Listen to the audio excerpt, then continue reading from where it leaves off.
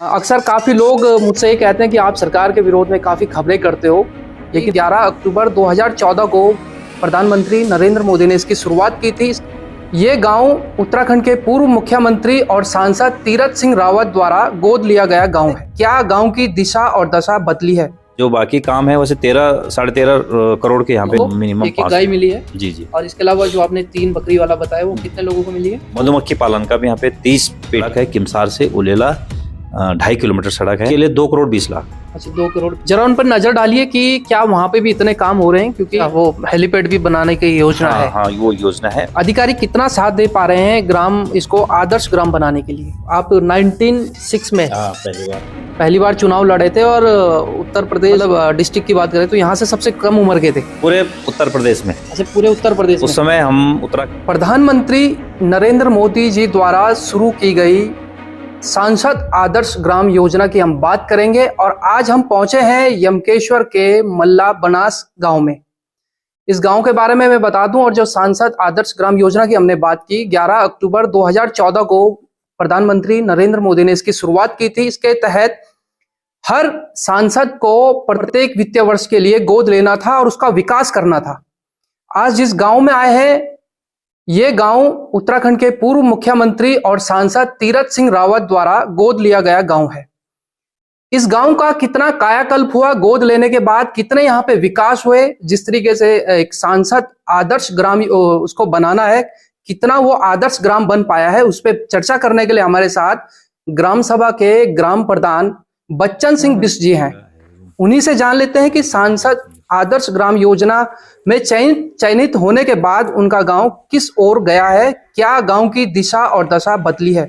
2023-24 के लिए हमारा गांव माननीय सांसद जी द्वारा इसको गोद लिया गया।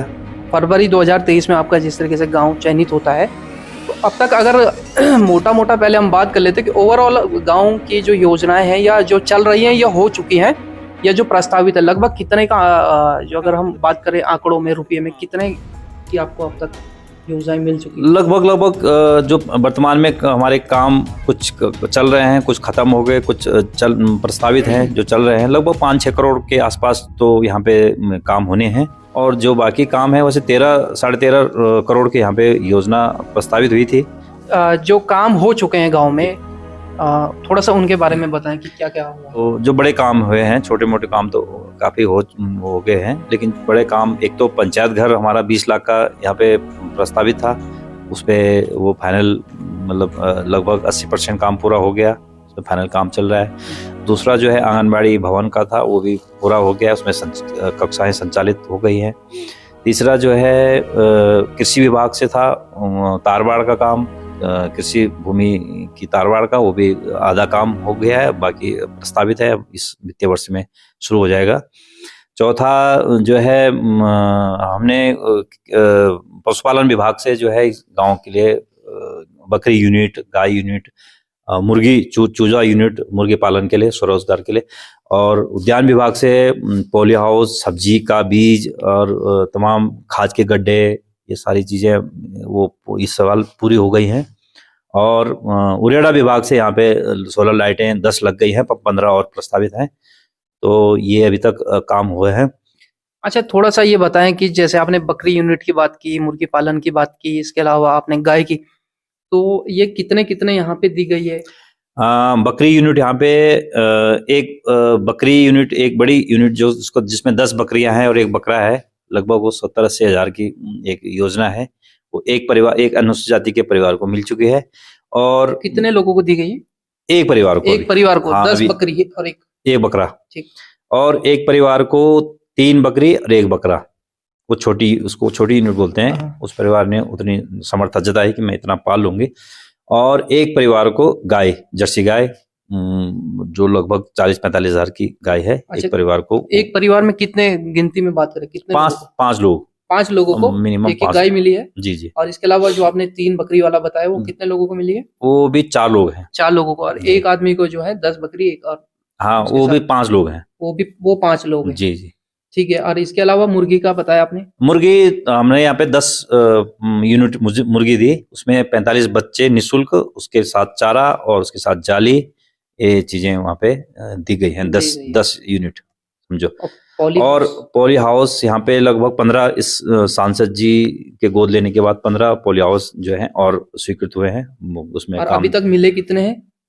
वही 15 अभी मिले हैं, 15 मिले हैं। इसके अलावा और भी प्रस्तावित हैं? और प्रस्तावित, हाँ। वो कितने हैं? वो 15 और है। 15 और हैं, यानी 30 कुल मिला के 30 करीब। वो तो लाभार्थियों पे है कि वो कितना कर लेते हैं।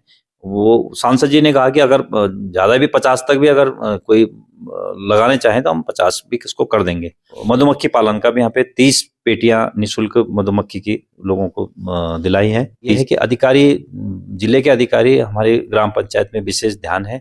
और एक सड़क है, एक जो है सड़क है किमसार से उलेला 2.5 किलोमीटर सड़क है, वो भी जो है अंतिम चरण में है।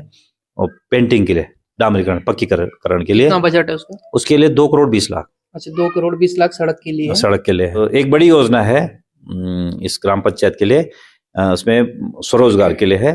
और उसमें हल्दी और अदरक का उन्होंने कहा कि एक सामूहिक खेती में इसमें बल दिया जाए और सामूहिक खेती, उसके लिए हमने 250 नाली जमीन जो है उपलब्ध करा दी है।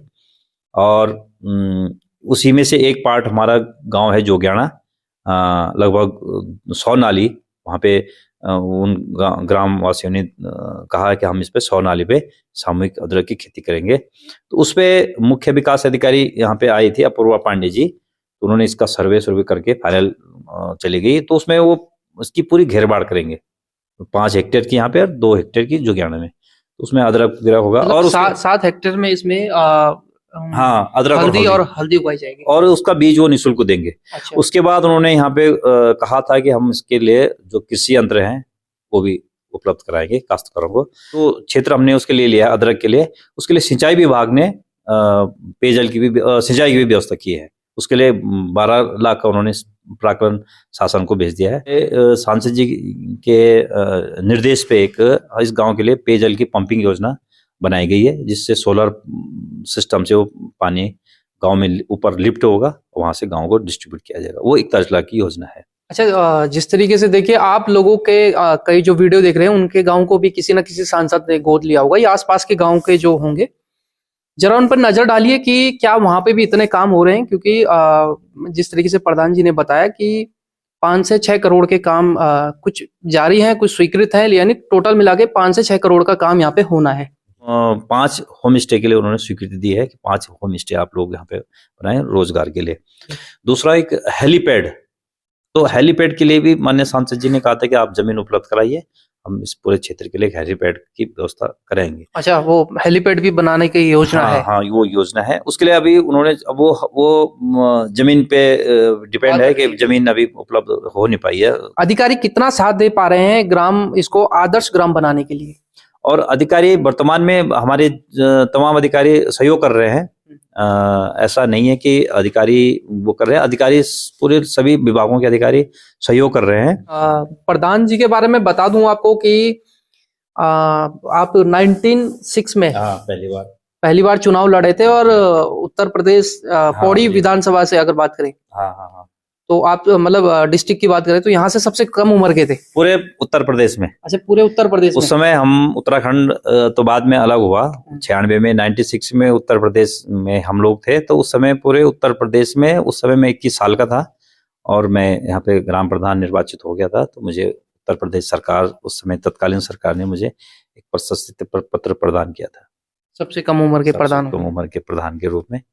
तो मैं बड़ा गौरवान्वित हुआ कि मुझे जो है पहली बार मैं चुनाव लड़ा, मुझे सम्मान किया गया। तो ये मेरे लिए बड़ी खुशी की बात है। और आज भी मैं देख रहा हूँ कि मैं अपने प्रधान संगठन में प्रदेश में उपाध्यक्ष भी हूँ, और मुझे ये बड़ी खुशी हुई है कि मैं आज इस पद पे गया हूँ। तो मुझे मेरा गांव माननीय सांसद जी ने गोद लिया है, तो ये मेरे लिए भी बड़े गौरव की बात है। और माननीय सांसद जी भी प्रयास में लगे हुए हैं, हमारे अधिकारी भी लगे हुए हैं, तो सब लोग मिलकर के अच्छा प्रयास करेंगे। और मैं समझता हूँ भविष्य में हमारी ग्राम पंचायत वास्तव में आदर्श ग्राम पंचायत साबित होगी। आदर्श ग्राम मल्ला बनास को बनाने के लिए अभी कुछ कार्य योजनाएं धरातल पर उतर चुकी हैं और कुछ चल रही हैं।